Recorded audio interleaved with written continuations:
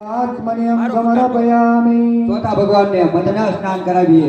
સાહેબ મધમાખી હોય ને મધમાખી, એ એક મધમાખી કોઈ મધ પૂરો ભેગો કરી શકીએ નહીં.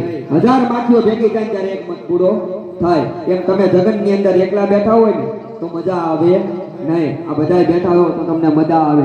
એક કુંડે 4 બેઠા છો, એમાં 4 માંથી એકને અલગ કરી નાખીએ તો કેમ કે ભાઈ તું ખોટો નહીં આમ જેવું અહીંયા હતો એ બરાબર હતો કયો નહીં.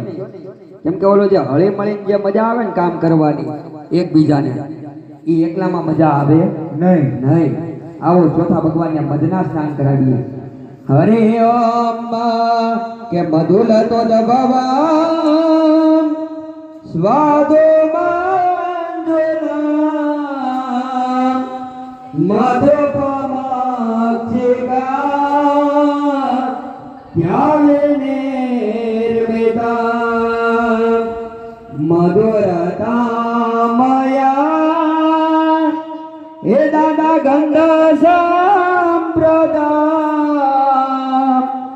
ઓલા ગણપતિ કૃયતા અર્પિતા મધો હે મારો વિઘ્નરાજ કૃયતા અર્પિતા મધો સિદ્ધિ બુદ્ધિ શ્રી મા ગણપતિ નમો નમઃ.